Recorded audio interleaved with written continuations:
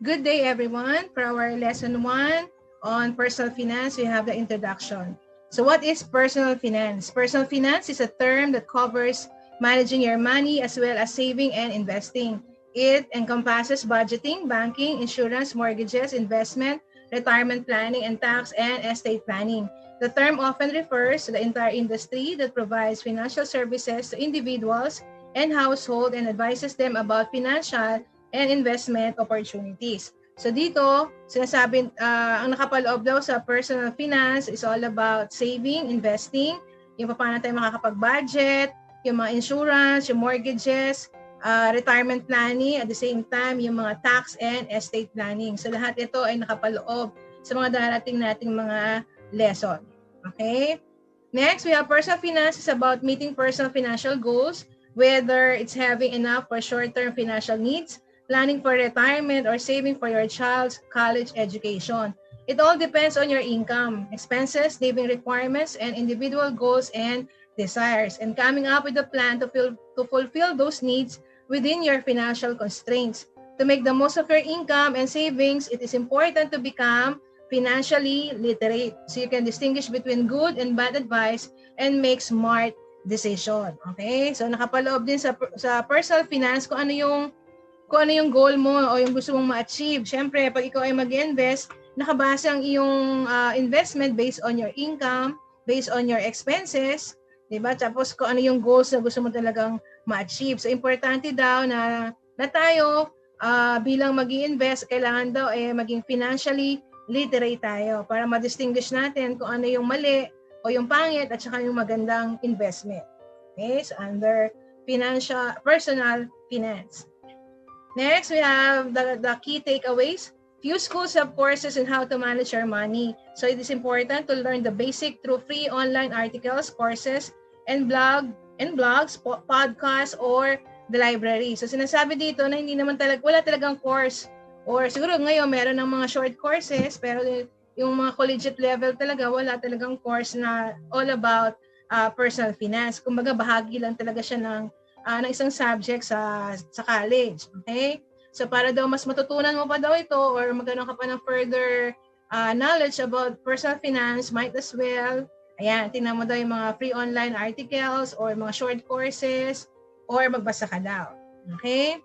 Next, smart personal finance involve developing strategies that include budgeting, creating an emergency fund, paying off debt, using credit cards wisely, saving for retirement, and more. So, ang tawag mo daw doon, smart personal finance. Bakit smart? Kasi, kumbaga, naisip mo yung pinakamagandang venture para sa iyong pera, kung saan mo dapat ilalagay. Okay? For example, nagsisave ka for your retirement. Okay? So, that is a smart move para sa iyong investment. Or, gusto mong bumili ng bahay for investment, di ba? Or for future use, or lupa, under smart personal finance. Next, being disciplined is important, but it is also good to know when to break the rules. For example, young adults who are told to invest 10% to 20% of their income for retirement may need to take some of those funds to buy a home or pay off debt instead. Okay? So, importante raw na tayo, syempre sa pag-i-invest, sa pag-iipon din, importante na tayo ay may discipline. Okay? So, kung mayroong mga ruling talaga, minsan, titinan mo pa din yung ruling na yan sa investment kung kaya talaga ng iyong budget. Ngayon, kung hindi naman talaga kaya, then pwede mong i-adjust yan. Okay? O yung 10 and 20% ng income mo, siguro pag ikaw ay medyo stable na, you can follow the 10 to 20% na isa-save mo for your retirement. Pero siyempre kung ikaw ay bata, or nagsisimula ka pa lang magtrabaho, siyempre marami ka pang gustong bilhin. Dahil ng mga material things na gusto mo pang bilhin. So yung retirement, medyo later on mo pa lang yan maiisip. Okay? So importante na tayo ay disiplinado. Next, we have 10 personal finance strategies. So meron daw tayong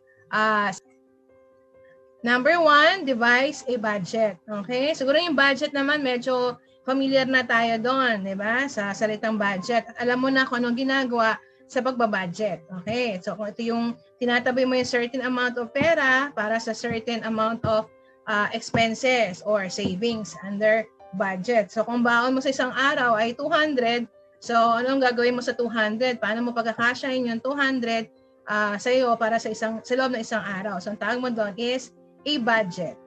Okay? It's never been easier to manage money thanks to growing number of personal budgeting apps for smartphones that put a day-to-day finances in the palm of your hand. So sinasabi na mahirap daw talaga mag-manage ng pera, which is totoo naman. Mahirap mag-budget lalo na sa panahon na ito, di ba? Dahil ang mahal ng mga presyo, kahit anong gawin yung pagtitipid or pagbabudget, minsan talagang kulang at kulang pa. So itong mga binabanggit ng mga budgeting apps na to, ito yung mga apps sa ating mga smartphone na pwede mong gamitin para matulungan ka na makontrol or ma-monitor ang iyong mga expenses. Okay? Pero tayo naman, yung mga hindi naman talaga super yaman ng mga tao, tayong mga estudyante, ang ating budget lang, minsan, basta tinatabi mo lang sa wallet mo. Kunwari, kung may baong kang 200, yung 50 pesos, itutupi mo, yun ang yung savings mo, or iiwanan mo sa bahay, or ilalagay mo sa another pitaka mo for your savings. So parang ganun lang yung ating style ng pagbabudget or yung envelope system na tinatawag. Okay? Number 2, create an emergency fund. Okay ba? So yung pag nagsasave tayo ng pera, minsan hindi natin naiisip na kailangan mag-save din tayo ng emergency fund. Minsan nagsasave tayo kasi may gusto tayong bilhin. Di ba? Kunwari, nagsasave tayo itong panahon na to para sa Pasko kasi may bibilhin tayo ng material things or nagsasave tayo kasi for travel or for vacation purposes. Pero hindi natin naisip yung savings para sa emergency fund. Ano ba yung emergency fund na yan? Maraming category yung emergency fund. One is, nagsisave ka para just in case na magkaroon ng merong magkasakit sa pamilya, may madudukot ka, or bigla kang nawala ng trabaho, di ba? At least meron kang enough pondo para just in case mawalan ka ng trabaho for a period of ilang buwan, meron ka namang gagastusin. So, ang tawag natin dyan, emergency fund. So sabi nga dito, it is important to pay yourself first. Okay? Kasi minsan pag sumweldo tayo, normal sa Pilipino, pag nagsweldo, di ba, ang una niyang gagawin, it's either ibabayad niya yung sweldo niya sa utang niya or bibili niya yung kanyang luho muna. Di ba? Yung mga material things na gusto niya or kakain muna siya ng masarap. Okay? Or minsan, pang tuition ng mga anak niya, pang baon ng mga anak. Okay?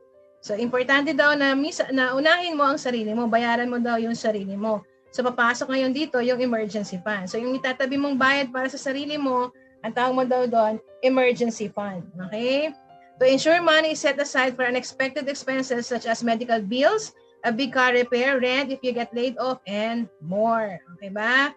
Or kahit kung ikaw ay may sasakyan na pinampapasada, di ba yung kita mo sa araw-araw na yan, hindi kailangan, tatabi ka, yes, hindi para sa araw-araw na gastusin niya sa bahay. Kailangan din meron ka ding tinatabi just in case magkaroon ng aberya yung sasakyan mo, yung mga biglaang sira or repairs or wag naman pahintulot ng Diyos na aksidente at kailangan magkaroon ng major repair ang iyong sasakyan. Okay? So, tawag mo dyan, emergency fund. Next, number 3, limit debt. Okay ba? Ito yung kumbaga kung kaya natin wag mangutang, better. Pero kung hindi kakayanin na hindi mangutang, limitahan daw natin ang pangungutang. Diba? Wag tayong maraming kumare. Kumare A, kumare B, kumare C, lahat yun uutangan natin. So later on, mangyayari, nalulubog tayo sa utang. It sounds simple enough to keep debt from getting out of hand. Don't spend more than you earn. Yan ang rule of the thumb para hindi ka mangutang or hindi ka mag-short ng pera mo. Dapat kung ano lang yung kita mo, hanggang doon lang talaga yung gagastusin mo. Kasi minsan, tayo di ba? We spend so much beyond our means. Di ba? Parang tayo, milyonaryo or one time, big time. Or minsan show off, puro yabang. Hindi naman natin kaya. Okay? So, kailangan mabuhay tayo ayon sa kakayanan natin para hindi tayo mangungutang or kung mangungutang man tayo, maliliit na amount lang. Okay? Most people do have to borrow from time to time and sometimes going into debt can be advantageous if it leads to acquiring an asset.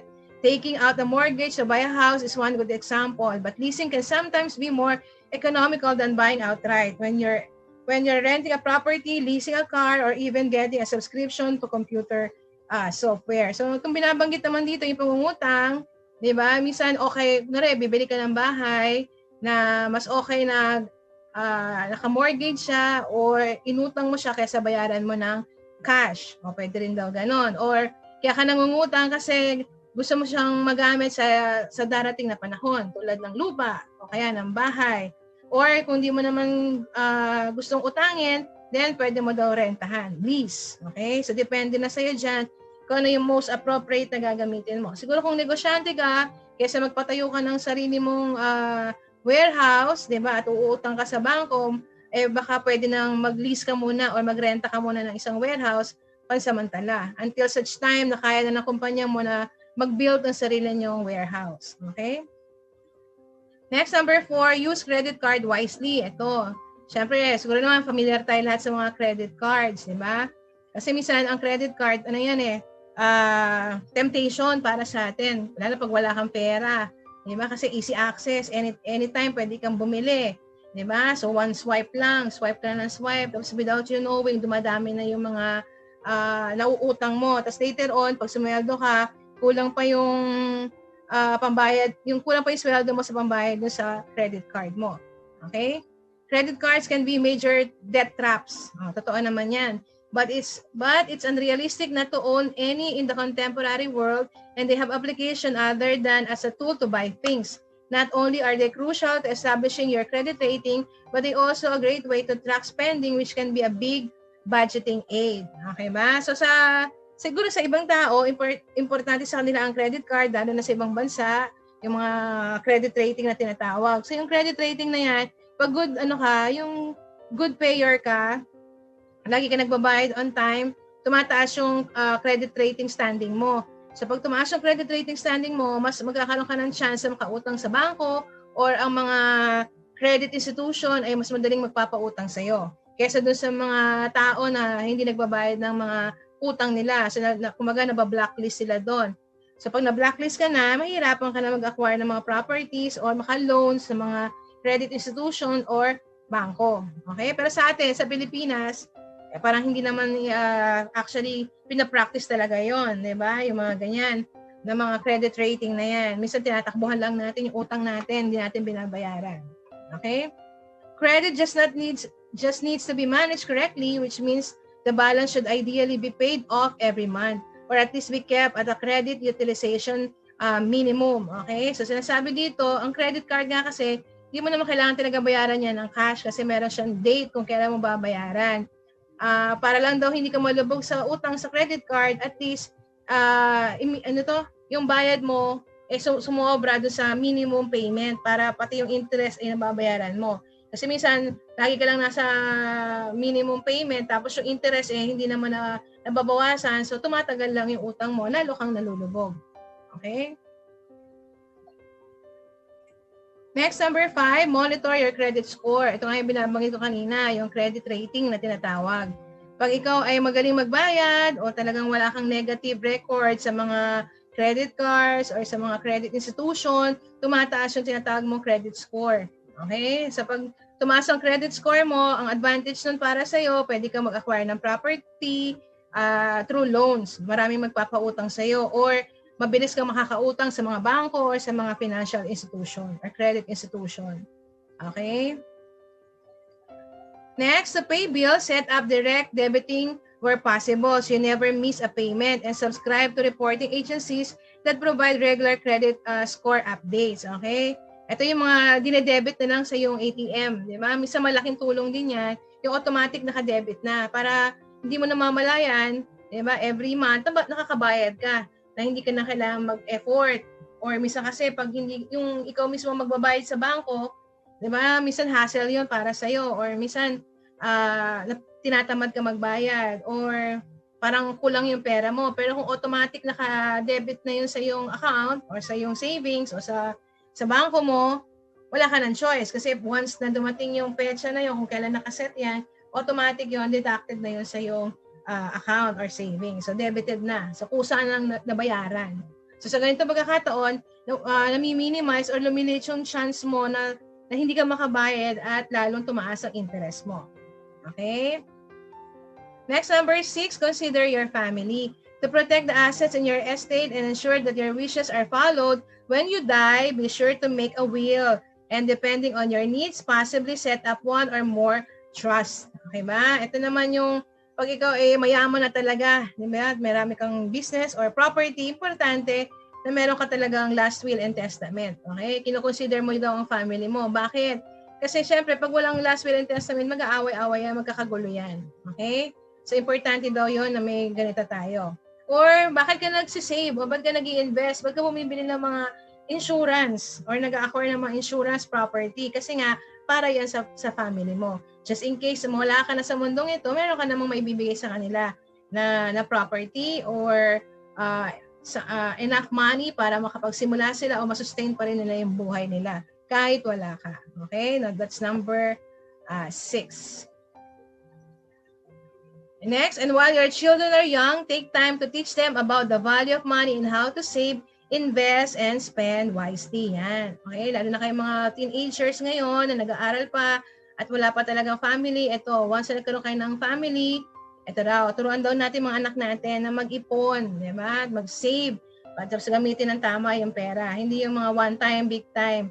Pag nakahawak ng pera, hindi mo alam kung anong gagawin mo para mawala yung pera sa palad mo, bili ka ng bili. Okay? So, yun. So, turuan natin sila na magtipid or yung mag-spend ng tama sa kanilang hawak na pera. Next, number 7, pay off student loans. There are myriad loan repayment plans and payment reduction strategies available to graduates. If you are struck with the highest interest rate, paying off the principal faster can make sense. Okay ba? Ito naman yung mga, kasi sa ibang bansa, pwede kang mag-aral, pero ang yung pinang-aral ay ginamit mo through loans, yung mga student loans. So, mababayaran mo siya once ikaw ay nakagraduate na at meron ka ng trabaho. So, para daw mapabilis ang iyong pagbabayad, di ba? Bayaran mo daw agad yung tinatawag na principal. Tapos, habulin mo yung interest. Okay? So, pay off student loans. Next, number 8, plan and save for retirement. Okay ba? Kung napapanood nyo yung mga video ni Chinkitan, di ba? Or doon sa ating Edmodo, meron akong in-upload na video ni Chinkitan.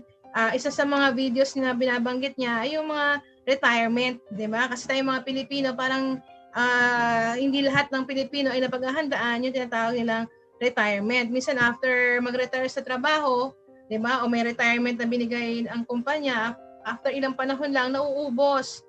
Diba? So, kailangan daw mag-start tayo early ng pag-iipon para sa ating retirement. Retirement may seem like a lifetime away, but it arrives much sooner than you expect. Minsan, bata ka, pero iniisip mo, ay, matagal pa naman ako magre-retire, matagal pa yung 60 years old.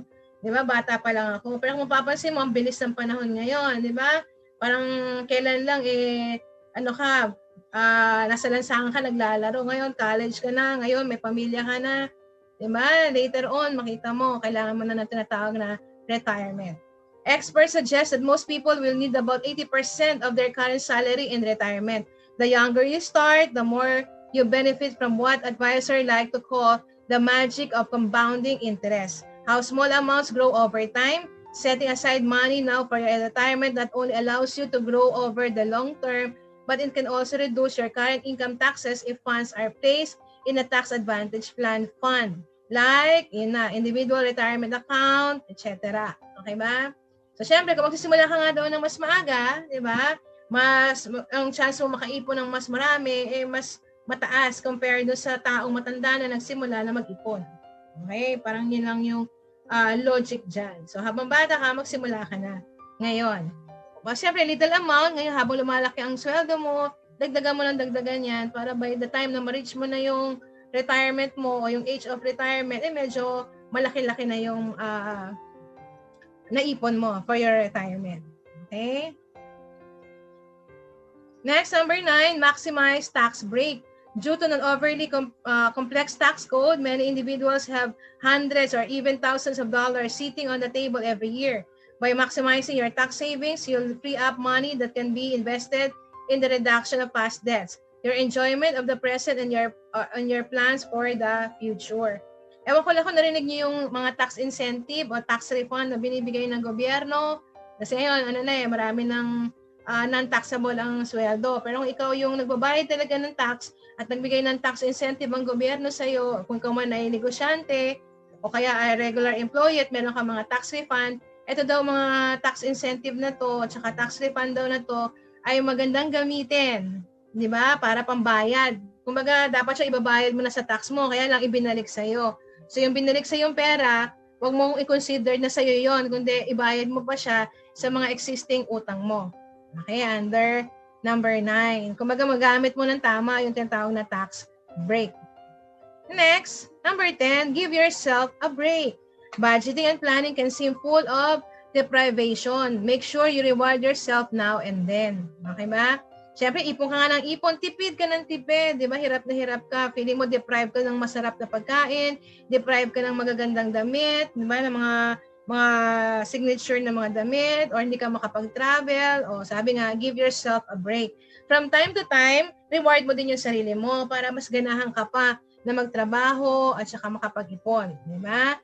Whether it's a vacation, purchase, or an occasional night on the town, you need to enjoy the fruits of your labor. Doing so gives you the taste of financial independence you're working so hard for. Okay ba? So yun yun. Kung baga i-reward mo rin yung sarili mo sa lahat ng sakripisyo at paghihirap mo, from time to time, ay mag-reward ka rin sa sarili mo. Okay lang daw yun. Okay? Last but not the least, don't forget to delegate when needed. Even though you might become competent enough to do your own taxes or manage a portfolio of individual stock, it doesn't mean you should. Setting up an account of a brokerage, spending a few $100 on a CPA or financial planner at least once might be a good way to jumpstart your planning. So sinasabi dito, kung ikaw ay nag-i-invest talaga, minsan ikaw yung nagmamanage ng sarili mo mga investment. Might as well kumuha ka ng financial advisor, di ba? Para mas mabigyan ka ng tamang advice, or may nagmo-monitor ng investment mo on your behalf. Para kung marami kang iniisip pang iba o may trabaho ka pang iba, siya na lang bahala doon na mamahala ng iyong mga investment.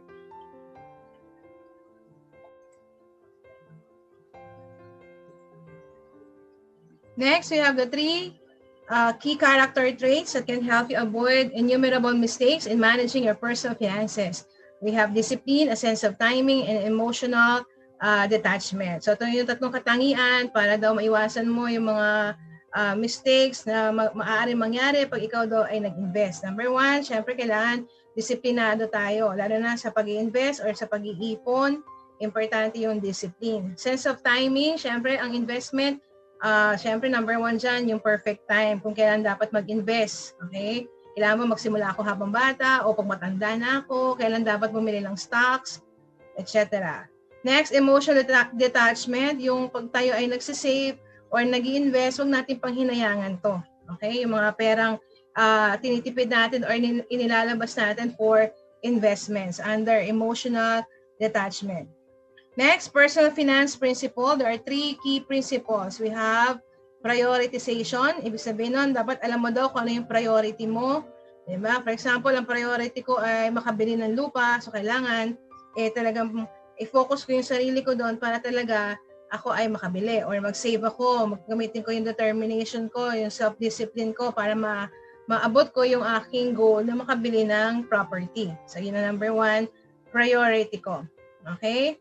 Next, assessment. Siyempre, kung ikaw ay negosyante or mayroon kang extra pera, diba, at gusto mo mag-invest, hindi naman basta-basta ilalabas mo yung pera mo for investment. Kailangan din daw ito ay aralin or magkaroon ng tinatawag na assessment. Okay?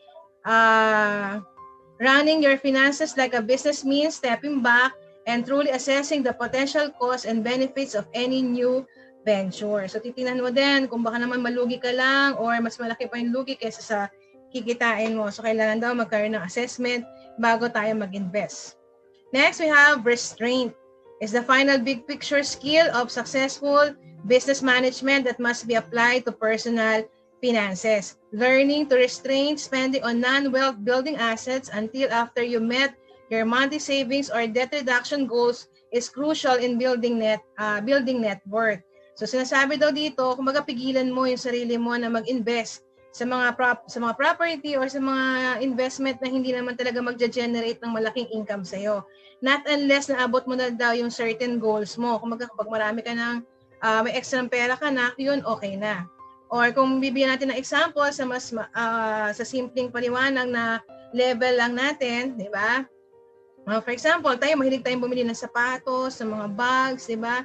Tapos hindi naman natin siya talaga nagagamit everyday. So nasasayang lang yung pera kasi nakalagay lang sa cabinet natin or hindi natin nagagamit. So iwasan daw natin or pigilan daw natin yung sarili natin na bumili ng mga ganitong bagay. Okay? Kasi imbes na magamit mo yung pera sa pambili ng bag, na magamit mo sa mas importanteng pangangailangan mo, ay napupunta daw doon. Pwede mo raw gawin yon pag ikaw ay meron ng enough savings at na-achieve mo na yung mga goals mo, then pwede ka na raw bumili ng mga additional luho mo. Okay? Next, we have breaking personal finance rules. The personal finance realm may have more guidelines and smart tips to follow than any other. Although these rules are good to know about, everyone has individual circumstance. Here are some rules that the prudent, especially young adults, are never supposed to break but should consider breaking anyway. Okay ba? So ito yung ilang personal rules na pwede mo daw i-break. Okay? So although rule daw siya, pwede, pero pwede mo din daw i-break. Number 1, saving or investing a set of portion of your income. Okay? So given na yan, di ba? Kailangan para makapag-save ka talaga mula sa iyong kita, maglalabas ka ng certain percent para sa iyong savings. So aside from the savings, emergency fund, maglagay ka din daw ng ilang porsyento para sa iyong retirement. Okay? Next, long-term investing in riskier assets. The rule of the thumb for young investors is that they should have a long-term outlook and stick to a buy and hold philosophy. Okay, so ibig sabihin ng buy and hold philosophy under the long-term investing. For example, bumili ka ng property, di ba? So i-hold mo muna siya. After buying the property, i-hold mo muna siya. Kung di mo naman siya talaga, kung magawag mo agad siya ibenta, patagalin mo muna kasi alam natin na ang mga lupa ay nag-appreciate ang value nito, di ba? Habang tumatagal, nagmamahal siya. Or kung hindi mo naman siya ibebenta, gamitin mo siya for investment. Okay? Under buy and hold philosophy. Sinasabi dyan, investing in riskier asset. Bakit? Siyempre, the higher the risk, the higher the gains. Di ba? So kung mas malaki yung investment mo, definitely pag yan ay napalago mo or tama yung investment mo, mas malaki yung returns na makukuha mo. Another pwede mo rin daw gawin is to diversify. And in diversify, damihan yung iyong mga investment. Lawakan mo ang iyong mga investment. Huwag ka lang mag-stick sa isa kung kaya rin naman lang. Okay? Next, personal finances, 5 areas you cannot ignore. Okay? So, next, we have personal finance, 5 areas you cannot ignore. Personal finance is not just something to think about now and then, such as when you review your bank statement. It affects your life on a daily basis. Below are 5 critical categories of personal finance. Number 1, we have credit and debt. If you have significant credit card debt o kung may utang ka daw sa mga credit card, you have to pay it down pronto o kumbaga bayaran mo agad. One good strategy is tackling your highest interest rate debt first, switching to paying for the most things with cash instead of credit cards can also help by reining in spending. So kung may utang ka daw sa credit card or marami kang credit card na utang, ang unahin mo daw bayaran ay medyo mataas yung interest o yung dumami na yung interest at bayaran mo daw to agad-agad. At mas maganda daw na gamitin ng cash na pambayad kaysa daw sa credit card. Okay? Number 2, insurance. Yan. Siyempre, later on in life, pag may mga trabaho na kayo, yan, kukuha ka na ng mga insurance. Pwede kang, pagbili mo ng kotse, magkakaroon ka ng car insurance, or health insurance, life plan, yan, etc. Under number 2. So, ito yung mga insurance na yan. So, ginagawa natin yan, investment din ang insurance para just in case magkaroon ka ng sakit or magkaroon ng problema yung sasakyan mo or yung building nyo o yung bahay ninyo ay naka-insured. Okay? Next, number 3, real estate. Ito naman yung pag-acquire ng mga properties. Isang investment din ang mga pagbili ng mga lupa. Alam natin ang lupa ay nag-appreciate ang value nito habang tumatagal. Okay? Tapos kung bibili ka din daw ng lupa, kung ito ay ipapasok mo sa mortgage or sa loan, yan. Okay? Kailangan mabayaran mo din siya ng on time para hindi tumaas yung interest niya sa darating na panahon. Okay. Next, number 4, taxes. Diniscuss na rin to kanina do sa unang topic. Siyempre, kung may mga utang kang di nababayaran, lalong tumataas ang interest nito, at siyempre, mas tumataas din yung tax na babayaran mo. Or kung may mga tax deduction or tax incentive na binibigay ang gobyerno, di ba? Yun. Kumbaga, opportunity mo na yon para magkaroon ng extra pera at mapambayad mo yung pera na yon sa mga pinagkakautangan mo pang iba under smart taxpayer. Number 5, estate planning. This is another critical area of personal finance. Your estate plan might include a will, a durable power of attorney, a living will, advanced medical directives, beneficiary, etc. Ito yung mga kung may mga properties ka, lupa, bahay na kailangan mong ipamana sa iba, okay? So kailangan daw magkaroon kang tinatawag na will or last will and testament. Okay? So that's the end of lesson 1. So kung may mga katanungan tayo during the synchronous meeting, tsaka natin siya pag-uusapan. Okay? So that's the end of lesson 1. Good day, everyone. Thank you.